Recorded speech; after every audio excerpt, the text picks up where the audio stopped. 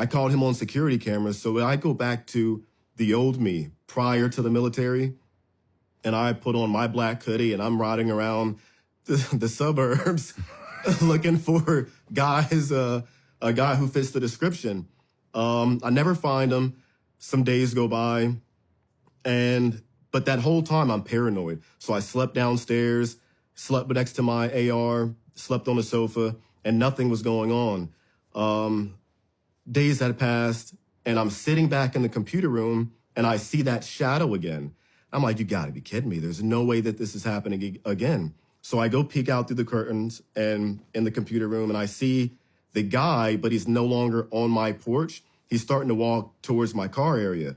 I'm thinking about getting my shoes on, but I can't find the shoes that I was gonna wear or to slip on quick, so I run outside in socks. By then, as I'm opening the door, he had just done something to my door, like jiggle the lock on it. And he starts to run away when I come out the door, and you hear on the camera me lay into him, and he screams something like, he said, "Oh no, please don't kill me." I punched him I punched him. So I had my pistol in my hand. I punched him, not with the pistol in my hand, hit him, and he falls down. You can hear us, on the ground fighting or whatnot. He's just screaming, "Please don't kill me, please don't kill me." So I put my foot in his lower back. I flipped him over, and I put the gun to the back of his head, and you just hear the devil part come out of me. And I'm like, I say what I have to say to him. My wife, I tell her to call the cops. No, at first I told her I said, check on Caden, because I didn't want him to come down, my son, to come downstairs or see anything. And then I told her to call the cops, and this guy's pinned down on my driveway behind my car. And he's not putting up a resistance, but I could tell that he was, caught off guard, but he wasn't as big as I thought he was. I thought he was a bigger guy for some odd reason looking on the camera, but he's my size, just skinny.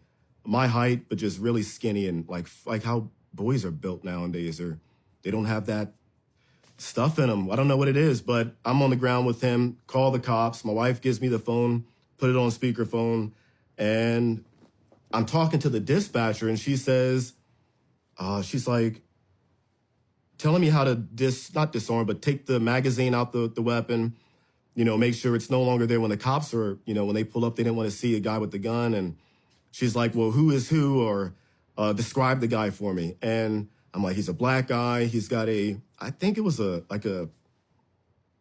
old hippie color, tie-dye style hoodie.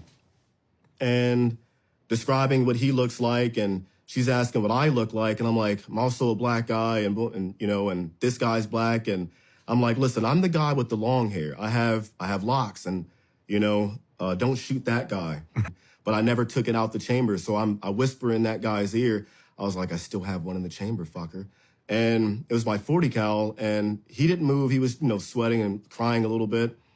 The cops come in like 45 miles an hour, and you can hear him on the camera come to a screeching halt. The cop, he gets out of his vehicle and takes it on from there. And I just took a picture of that guy. Because what I wanted to do with him was